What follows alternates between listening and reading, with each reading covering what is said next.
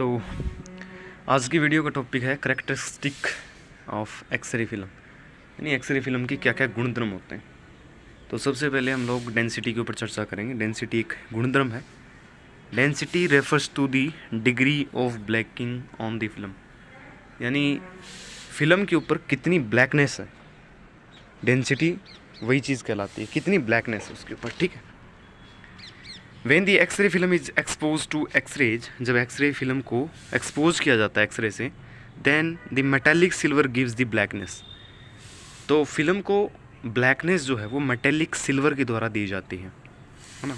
AG बोलते हैं इसको, AGBR AGI इसका यूज़ किया जाता है। मैंने पहले भी बता चुका हूँ वीडियो में। आपने अगर देखना है सारे टॉपिक तो डिस्क्रिप्शन में लिंक दे रखा, आप देख सकते हैं।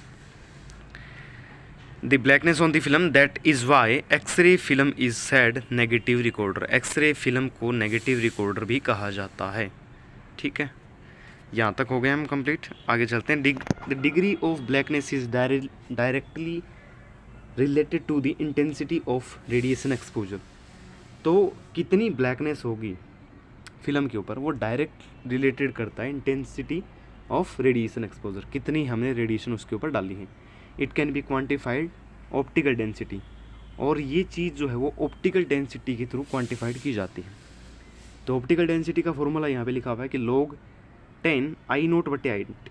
I0 जो होता है वो उस टाइम है जब रेडिएशन नहीं डाली जा रही है फिल्म के ऊपर। देखिए, दी I0 is the light intensity which is measured without film. तो बिना फिल्म की जब हम लाइट डाल रहे हैं, मैंने पहले गलत बोल दिया था, ठीक है, ये विदाउट फिल्म है। I0 विदाउट फिल्म है, और IT जो है वो उस टाइम के है जब हमारे एक्सरे फिल्म लगी हुई है और हम लाइट को इमिट कर रहे हैं उसके ऊपर, है ना। यहाँ पे देखिए, I0/IT is the inverse of transmittance which is measured by densitometer. ये है I0/IT, यहाँ पे है रिवर्स, देखिए IT/I0, इसको बोलते हैं ट्रांसिटोमीटर। तो ऑप्टिकल डेंसिटी को तो लिखेंगे लोग I0/IT, और ट्रांसिटोमीटर को लिखेंगे IT/I0। तो ये क्या हो गया, ये जो ट्रांसिटोमीटर है ये इसका व्युत्क्रम हो गया, रिवर्स हो गया, ऑपोजिट हो गया, है ना। ये है I0, बता दिया मैंने आपको, बिना फिल्म के हम डाल रहे हैं। ये देखिए, बिना फिल्म के हम इंटेंसिटी डाल रहे हैं, और IT हम तब डाल रहे हैं जब फिल्म हमारी लगी हुई है। ठीक है।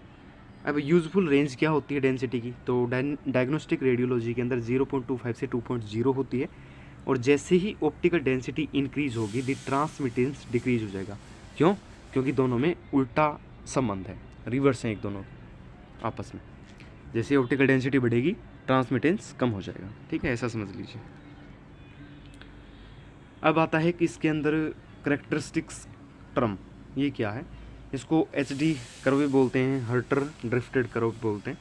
The relation between radiation exposure, एक तो रेडिएशन एक्सपोजर और दूसरा है ऑप्टिकल डेंसिटी, इन दोनों के बीच में जो रिलेशन होता है वो एक हम कर्व द्वारा दिखाते हैं, और वही हमारा कर्व होता है HD कर्व, हर्टर ड्रिफ्टेड कर्व बोलते हैं इसको, है ना।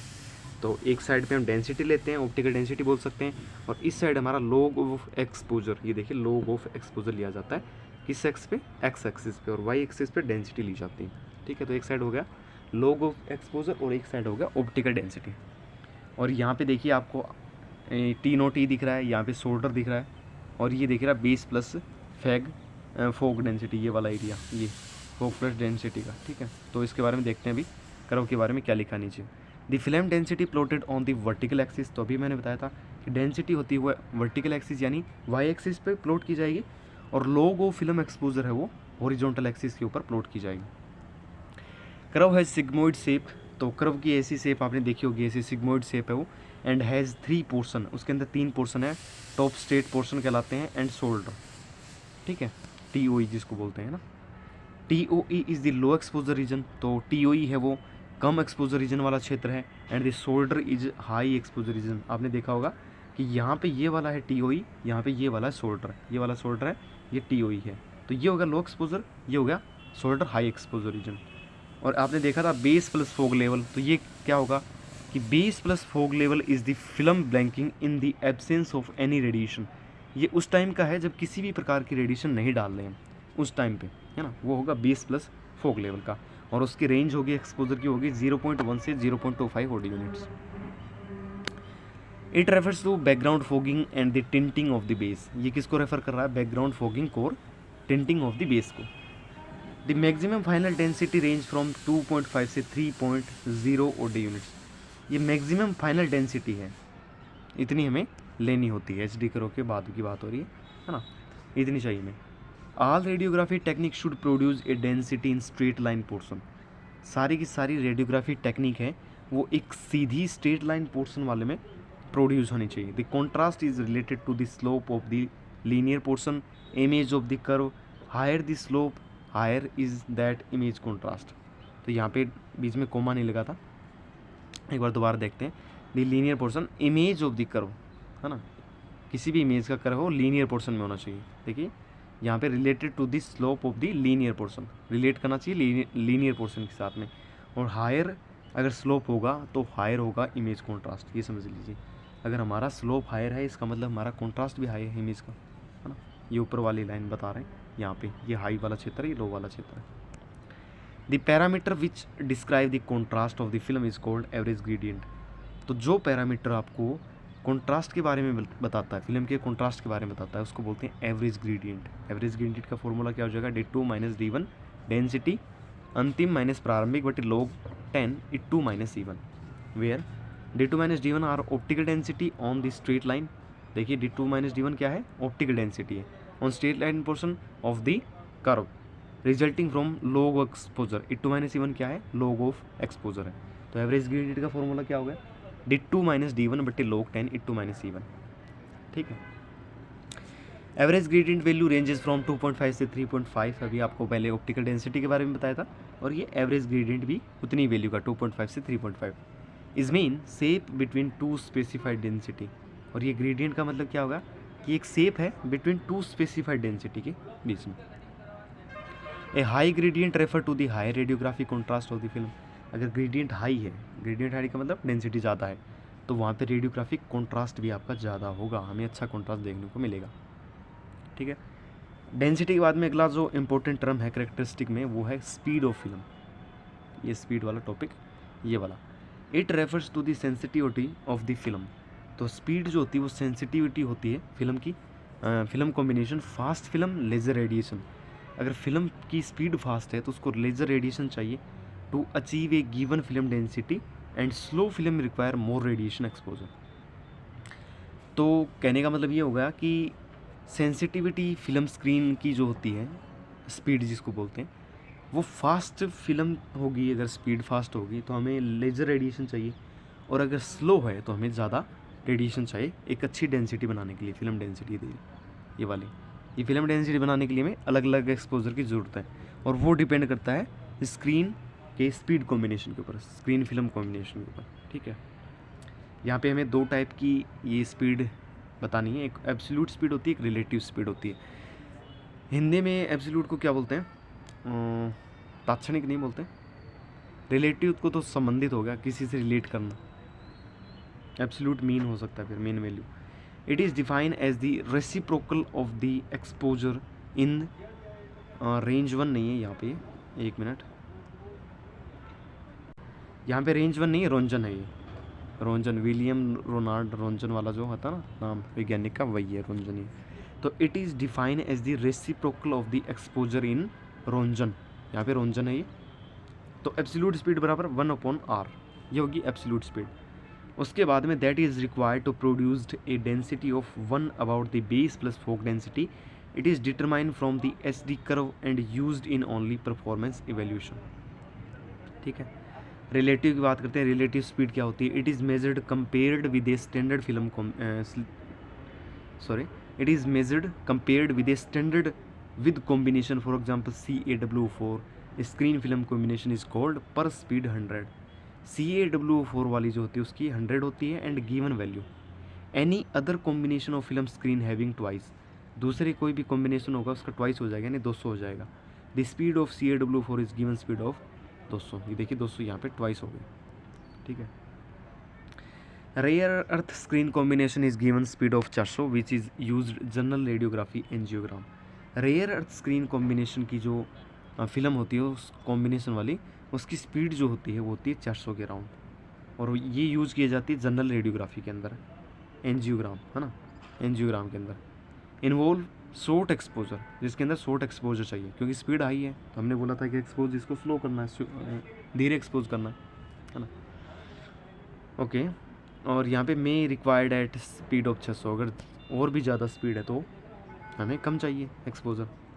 Bone and extremity are required more detail and more film contrast. Bone और एक्सट्रीमीटर जिनके अंदर डेंसिटी ज़्यादा है, सॉरी उसका थिकनेस ज़्यादा होता है, तो उनको क्या चाहिए, ज़्यादा कॉन्ट्रास्ट के लिए ज़्यादा एक्सपोजर चाहिए। फिर एक टर्म आता है लेटीट्यूड। लेटीट्यूड जो होता है, it is the range of the exposure mile leveller MAS, milliampere second, that will produce acceptable range of density 0.25 से 2.0। It is the range of exposure, ये एक्सपोजर की रेंज है, that will produce acceptable range of density, जो कि क्या करेगा, एक acceptable range produce करेगा, जो कि 0.25 से 2.0 होगी। It is also cold dynamic range, इसको डायनेमिक रेंज भी बोलते हैं, and very inversely with film contrast, ये इन्वर्सली होता है फिल्म कॉन्ट्रास्ट के साथ में। Wild latitude film has low gradient, wild latitude वाली जो फिल्म होती है वो उसका लो ग्रेडियंट होता है, low contrast, whereas low latitude film जो होती है उसको हाई कॉन्ट्रास्ट होता है। तो उल्टा सिस्टम है, वाइड लेटीट्यूड होता है उसके अंदर लो ग्रेडियंट होता है, और जहाँ पे लो लेटीट्यूड होता है वहाँ पे हायर कॉन्ट्रास्ट होता है। Have a proper balance has to made between contrast and latitude. फिर आता है इमेज क्वालिटी। इमेज क्वालिटी का जो क्वेश्चन आता है वो बड़ा नंबर आता है। Image quality is defined as the ability of the film detector to record each point in the object as a point of the film. Image quality होती है, उसको डिफाइन किया जाता है उसकी क्षमता को, ऑफ द फिल्म की क्षमता, कि वो कितने पॉइंट ऑब्जेक्ट के डिटेक्ट करती है एक टाइम के अंदर। कहने का मतलब ये होगा कि ये मान लीजिए कि फिल्म की एक क्षमता है कि कितनी पॉइंट को, ऑब्जेक्ट के कितने पॉइंट को वो एक टाइम के अंदर डिटेक्ट करती है, ये होती है इमेज क्वालिटी। इसको आप नॉर्मल भाषा में समझ लीजिए। It is use to describe the important detail in the radiograph. High quality image are required to make accurate diagnosis. किसके लिए यूज़ किया जाता है, इंपॉर्टेंट डिटेल को डिस्क्राइब करने के लिए रेडियोग्राफ में इसका यूज़ किया जाता है। हाई क्वालिटी इमेज रिक्वायर्ड होती है एक्यूरेट डायग्नोसिस करने के लिए, मतलब सही से डायग्नोसिस अगर किसी पेशेंट का करना है तो हमें बढ़िया क्वालिटी की इमेज चाहिए होगी, और इसके लिए the image quality depend on following factors. Image की क्वालिटी है वो कौन कौन से फैक्टर्स के ऊपर डिपेंड करती है, उसके बारे में बात करते हैं। तो सबसे पहला फैक्टर है contrast. Contrast refers to the difference in density. Contrast क्या होता है, डेंसिटी डिफरेंस होता है between adjacent area in the radiograph. Adjacent area in the radiograph के कॉन्ट्रास्ट डिफरेंस होता है डेंसिटी में, ये कॉन्ट्रास्ट का मीनिंग हो गया। कॉन्ट्रास्ट में भी सब्जेक्ट कॉन्ट्रास्ट और फिल्म कॉन्ट्रास्ट। कॉन्ट्रास्ट है वो दोनों प्रकार का हो सकता है, फिल्म का कॉन्ट्रास्ट भी हो सकता है और सब्जेक्ट कॉन्ट्रास्ट भी हो सकता है, ठीक है, दो टाइप के कॉन्ट्रास्ट हो गए। The product of subject contrast and film contrast gives radiographic contrast. तो दोनों का कॉम्बिनेशन जब होगा सब्जेक्ट कॉन्ट्रास्ट का और फिल्म कॉन्ट्रास्ट का, तो हमें रेडियोग्राफिक कॉन्ट्रास्ट प्राप्त होगा। सबसे पहले बात करते हैं सब्जेक्ट कॉन्ट्रास्ट की। It is the difference in X-ray in density transmitted through different parts of the patient. क्या होता है कि सब्जेक्ट कॉन्ट्रास्ट का मतलब आप ये मान लीजिए कि हमारा ऑब्जेक्ट जो है, ऑब्जेक्ट मतलब पेशेंट से जितने भी पार्टिकल्स निकलेंगे फोटोन के, जो कि फिल्म के ऊपर जाने वाले हैं, है ना, तो उनके अंदर जो डिफरेंस होगा एक्सरे का डेंसिटी का, वो ही सब्जेक्ट कॉन्ट्रास्ट कहलाएगा। ये देखिए यहाँ पे लिखा है कि transmitted through different part body के पार्ट हैं, उनसे ट्रांसमिटेड जो भी एक्सरे हुए हैं पेशेंट के, वही है subject contrast. It depend on patient thickness. ये देखिए यहाँ पे पेशेंट की थिकनेस अगर ज़्यादा है तो ये कॉन्ट्रास्ट है वो कम हो जाएगा, डोज ज़्यादा चाहिए उसके लिए तो कॉन्ट्रास्ट कम होगा। Of tissue MAS density, effective atomic number, shape of the object and photon energy, इन सब को चेंज कर देगा अगर थिकनेस उसकी मोटी है, थोड़ी ज़्यादा थिकर पेशेंट है, ठीक है। Shape of the object, photon energy, ये सारे के सारे फैक्टर उसके ऊपर डिपेंड करेंगे कॉन्ट्रास्ट के ऊपर। Thicker and thinner body parts attenuate radiation differently in any very then transmitted x-ray. तो थिकर और थिनर के हिसाब से वेरी करेगा बॉडी पार्ट्स, है ना, रेडिएशन के अंदर डिफरेंट टाइप से, resulting in density variation. Subject contrast is proportional to relative number of transmitted X-ray. Density variation, subject contrast is sorry subject contrast is proportional to relative number of transmitted X-rays. जितने ज़्यादा transmitted x ray होंगे, जितने ज़्यादा photon होंगे, उतना ही बढ़िया result होगा density variation के अंदर, सब्जेक्ट कॉन्ट्रास्ट में। Tissue of equal thickness have different mass density contribute to subject contrast. अगर इक्वल थिकनेस का भी अगर कोई पेशेंट है, कोई टिश्यू है, तो भी वो वेरी कर सकता है, कंट्रीब्यूट करेगा सब्जेक्ट कॉन्ट्रास्ट के अंदर। ठीक है। Contrast media barium and iodine, ये यूज़ करते हैं कॉन्ट्रास्ट मीडिया के रूप में, ध्यान रखना है, वाइवा का क्वेश्चन है। कॉन्ट्रास्ट मीडिया के अंदर हम यूज़ करते हैं बेरियम एंड आयोडीन का। विल इंक्रीज सब्जेक्ट कॉन्ट्रास्ट, और ये सब्जेक्ट कॉन्ट्रास्ट को बढ़ा देते हैं। Shape of the anatomy, anatomy अगर पेशेंट की एनाटोमी अगर चेंज है तो वो भी कंसिडर कर सकती है एक्सरे बीम के साथ और इंक्रीज कर सकती है सब्जेक्ट कॉन्ट्रास्ट को। Subject that change the thickness और एक्सरे पाथ, अगर कोई पेशेंट सब्जेक्ट ऑब्जेक्ट जिसको कहते हैं, अगर वो एक्सरे पाथ को चेंज कर रहा है, थिकनेस उसकी चेंज कर रही है, तो वो भी सब्जेक्ट कॉन्ट्रास्ट को रिड्यूस कर सकता है। High KVP gives lower subject contrast, high KVP है तो वो लोअर सब्जेक्ट कॉन्ट्रास्ट देगा, whereas low KVP gives higher subject contrast, उल्टा सीन है दोनों का। अब आता है film contrast. Film contrast, subject contrast हमने देख लिया, ऑब्जेक्ट के कारण, पेशेंट के कारण जो कॉन्ट्रास्ट आएगा वो होता है सब्जेक्ट कॉन्ट्रास्ट। अब हमें बात करनी है फिल्म कॉन्ट्रास्ट की। तो फिल्म इसके ऊपर रहने वाला पूरा, it tells how the film response to difference in radiation exposure, कि डिफरेंट रेडिएशन के अंदर फिल्म कैसा रिस्पॉन्स करती है। अगर हम कम डोज डाल रहे हैं, ज़्यादा डाल रहे हैं, तो फिल्म कैसा बिहेव कर रही है उन एक्सरेज फोटोन्स के प्रति। ठीक है।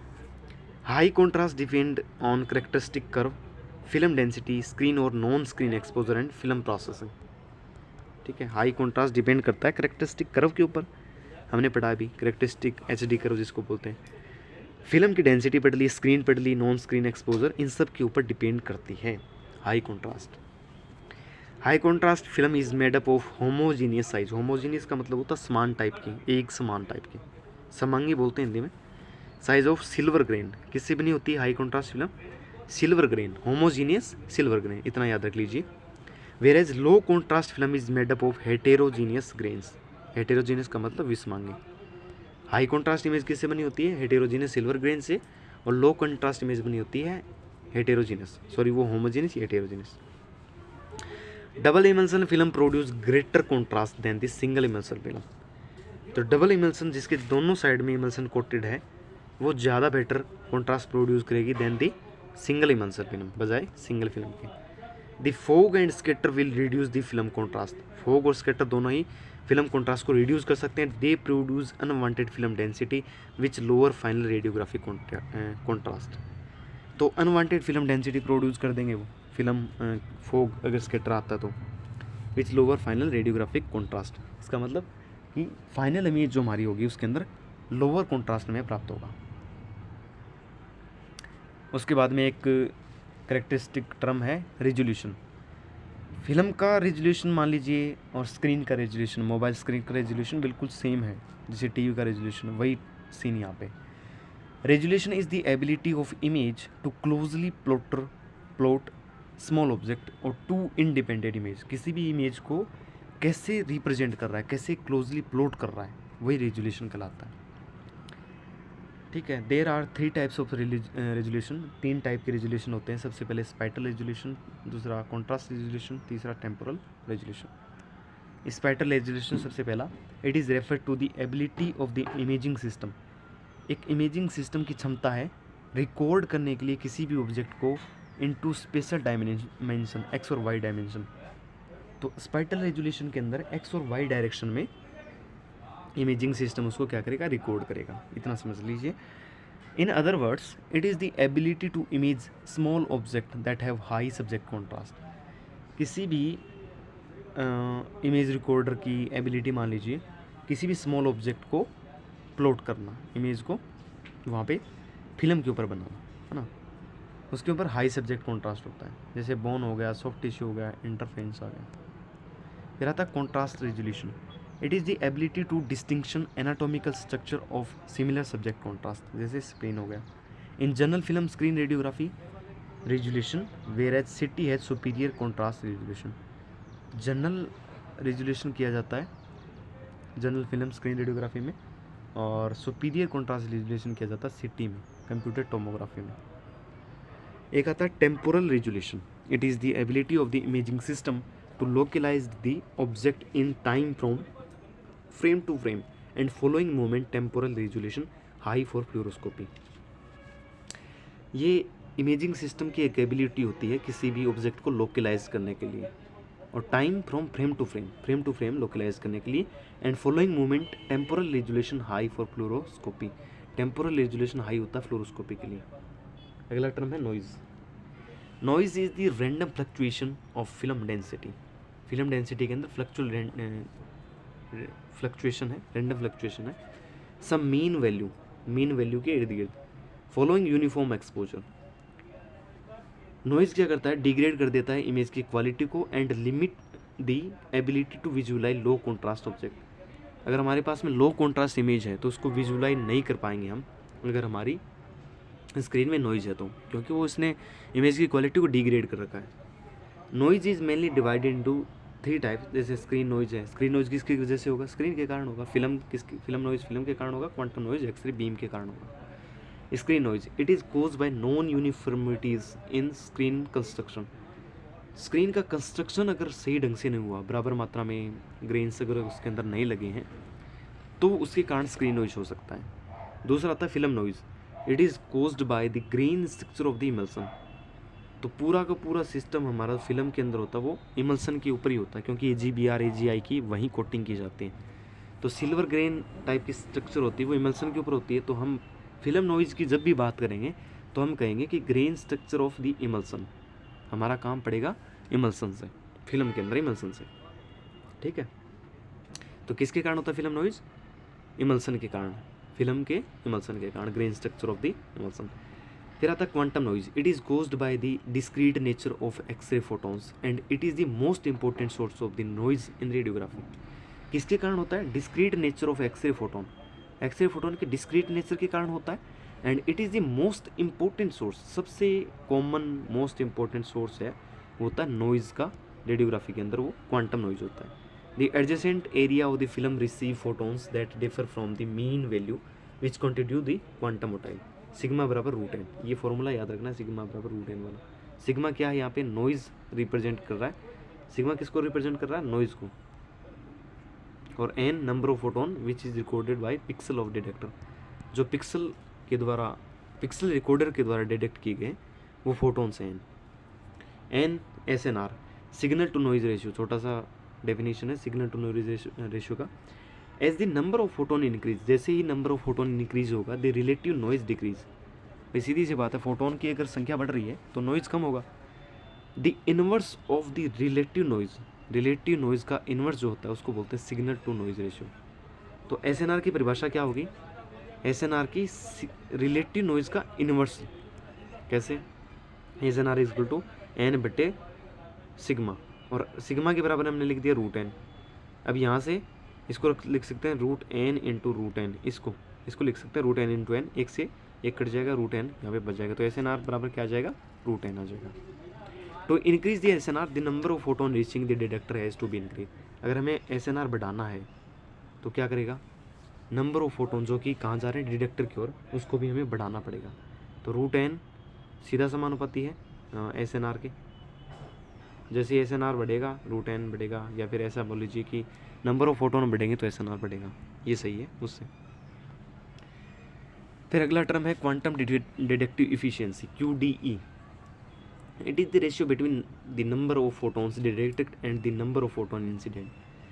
कितने फोटोन हमारे डिटेक्ट हुए हैं डिटेक्टर के द्वारा, इमेज डिटेक्टर के द्वारा कितने फोटोन डिटेक्ट हुए, और बटा में जितने फोटोन इंसिडेंट हुए थे वो, इसको बोलते हैं क्वांटम डिटेक्टिव इफिशियंसी। दूसरा नाम उल्टा भी लिख सकते हैं, डिटेक्टिव क्वांटम इफिशियंसी। दूसरी परिभाषा क्या है, it is defined as the ratio of the square of the output SNR। SNR क्या बताया था हमने, रूट एन है ना, SNR बराबर रूट एन। तो आउटपुट SNR का स्क्वायर बटे इनपुट SNR का स्क्वायर। तो detective quantum efficiency equal to output SNR का स्क्वायर बटे इनपुट SNR का whole square. Deductive quantum efficiency is a parameter by which performance of imaging system can be certified. Deductive quantum efficiency है वो parameter है जिसकी मदद से हम किसी भी इमेजिंग सिस्टम की परफॉर्मेंस को सर्टिफाइड कर सकते हैं। फिर आते हैं geometric factor. Image quality is affected by geometric factor. यहाँ से इसको कट कर देना एक बार। इमेज क्वालिटी है वो अफेक्ट की जाती है जियोमेट्रिक फैक्टर के द्वारा। और जियोमेट्रिक फैक्टर है कौन से? मैग्नीफिकेशन है, आवर्धन जिसको हिंदी में बोलते हैं, डिस्टोरेशन विकृति, एंड फोकल सपोर्ट ब्लर। अब फोकल सपोर्ट का मतलब यहाँ पे आपको लग रहा है कि ये कोई बिंदु हो सकता है सपोर्ट, नहीं ऐसा नहीं है, ये एक छोटा सा डायमेंशनल एरिया होता है, इसका डायमेंशन होता है, आगे बात करेंगे इसके बारे में। मैग्नीफिकेशन, डिस्टोरेशन और फोकल सपोर्ट ब्लर। मैग्नीफिकेशन की बात करते हैं। Magnification is the ratio between the image size and object size. भाई कितनी आपकी इमेज साइज है और कितनी आपकी ऑब्जेक्ट साइज है, इसका रेशियो ही क्या कहलाता है। हमने 12th में एक चैप्टर पढ़ा था ग्लासेस का, जैसे उसके अंदर लेंसेज और उसको मिरर है ना, वो टॉपिक उसके अंदर है मैग्नीफिकेशन आवर्धन, जिसमें हम डाल रहे हैं कि ऊपर H/H आता है, तो ये होती है उसकी इमेज की साइज़ और ये होती है ऑब्जेक्ट की साइज़। बिल्कुल सेम वैसा ही यहाँ पे रेशियो है, वही इमेज साइज़ और ऑब्जेक्ट साइज़ के बीच में। एक वाइवा का क्वेश्चन यहाँ पे ऊपर लिखा रखा मैंने, चेस्ट के अंदर सोर्स टू डिस्टेंस कितनी होती है, मतलब कितनी दूरी रखी जाती है केसेट से, तो 180 सेंटीमीटर रखी जाती है। हम बात कर रहे थे आवर्धन की, मैग्नीफिकेशन की, तो source to image distance but source to object distance, ऊपर इमेज की डिस्टेंस है, नीचे ऑब्जेक्ट की डिस्टेंस है।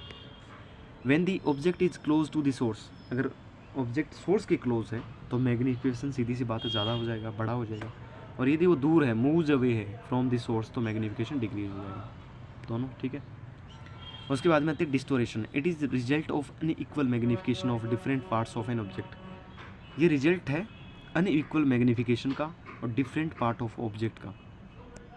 It may be caused by object thickness, object की थिकनेस के द्वारा हो सकता है, विकृति है, ऑब्जेक्ट की थिकनेस अगर ज़्यादा तो उसके कारण हो सकती है, ऑब्जेक्ट की पोजीशन के कारण हो सकती है, और ऑब्जेक्ट के शेप के कारण हो सकती है, कि पोजीशन कैसी है, कैसे खड़ा कर रखा है पेशेंट को, ऑब्जेक्ट की शेप कैसी है, उसके ऊपर डिपेंड करता है। जो थिक ऑब्जेक्ट होगा वो ज़्यादा डिस्टोरेशन प्रोड्यूस करेगा और जो थिन होगा वो कम करेगा। पेशेंट विद इरेगुलर एनाटॉमी, अगर किसी का पेशेंट का ढांचा ठीक नहीं है शरीर का, तो वो भी कंट्रीब्यूट कर सकता है विकृति के अंदर in radiograph. If the object plane and imaging plane, object का प्लेन और इमेज जो बना रहे हैं उसका प्लेन अगर सेम नहीं है, पैरेलल नहीं है, तो भी हमारा डिस्टोरेशन हो सकता है ड्यू टू पोजिशनिंग। अब की बार वाला किसके कारण हो रहा है? पोजिशनिंग के कारण होता है, ठीक है। The distortion is minimal for object that is position at the center. The distortion is minimal, सबसे मिनिमल किसके कारण कब होगा डिस्टोरेशन, विकृति सबसे कम कब होगी? जब हमारा पेशेंट की ऑब्जेक्ट की पोजीशन सेंटर में होगी। Object that is position lateral to the centre में हैव सिवियर डिस्टोरेशन, उसके अंदर सिवियर डिस्टोरेशन होने वाला है अगर वो लेटरल टू सेंटर खड़ा है तो। The object that are lateral may have unequal magnification than that the center, ठीक है। दैट एंगल ऑफ इंक्लाइनेशन, वो भी क्या करता है? कंट्रीब्यूट करता है। Angle of inclination of the object also influences the degree of distortion. उसके बाद में मैंने आपको बताया था focal support blur. Focal support blur है वो x-ray tube, an x-ray tube is not a point. यहाँ पे देखिए एक्से ट्यूब के अंदर ये कोई पॉइंट नहीं है, उसका एक स्पेशल डायमेंशन होता है, जैसे 0.76 से 1.8 mm इसका डायमेंशन है। और ये पनोरमा क्रिएट करता है एज ऑफ फील्ड, एज ये ADG वाला एज है, किनारा, फील्ड के किनारे के ऊपर एक पनोरमा क्रिएट कर देता है, इसका एक स्पेशल डायमेंशन होता है। और पनोरमा होता है वो एक रीजन होता है एजेस के किनारों पर जिसे बोलते हैं, और where the radiation intensity decrease, जहाँ पर इंटेंसिटी डिक्रीज होती है laterally 0, it causes blur region, और वहाँ पे वो ब्लर रीजन क्रिएट कर सकता है at the edge of field in the radiograph, which is called focal support blur. F का फॉर्मूला क्या हो जाएगा? F is equal to capital F M-1, F focus है यहाँ पे, M magnification. Focal support blur increases with large focal support size. अगर हमने focal support size dimension जो दी है वो बड़ा है तो लार्ज फोकल सपोर्ट मिलेगा हमें ब्लर में, एंड हायर मैग्नीफिकेशन होगा। It is small on the anode side and large on the cathode side. Cathode side में ये बड़ा होता है, और सही है, और एनोड साइड में ये छोटा होता है ड्यू टू हील इफेक्ट के कारण। टू रिड्यूस द ब्लर अगर हमें ब्लर को रिड्यूस करना है, फोकल सपोर्ट पॉइंट को स्मॉल रखना पड़ेगा एक तो, और लेज़र मैग्नीफिकेशन रखना पड़ेगा। और ऐसा करने के लिए, लेज़र मैग्नीफिकेशन रखने के लिए पेशेंट की फिल्म डिस्टेंस है वो रिड्यूस करनी पड़ेगी by keeping them close to each other. Film के साथ पेशेंट की जो दूरी है वो कम करनी पड़ेगी हमें, तब जाके क्या होगा, फोकल सपोर्ट ब्लर भी कम होगा और मैग्नीफिकेशन भी लेज़र यानी कम हो जाएगा। ठीक है, तो ये आज का टॉपिक था और पूरा मैंने बता दिया है, एक बार समझाया है। अगर समझ में नहीं आया, कुछ पूछना चाहते हैं तो पूछ सकते हैं कमेंट बॉक्स में। Characteristic of X-rays film PDF का लिंक डिस्क्रिप्शन में दे रखा, वहाँ से डाउनलोड करके लिख भी सकते हैं, प्रॉपर नोट्स बना सकते हैं। इस वीडियो में इतना ही, मिलते हैं किसी अगले टॉपिक के साथ। एनाटॉमी या फिजियोलॉजी में कोई टॉपिक हो सकता है, रेडिएशन फिजिक्स हो सकता है। तो मिलते हैं फिर नेक्स्ट लेक्चर में। Good bye.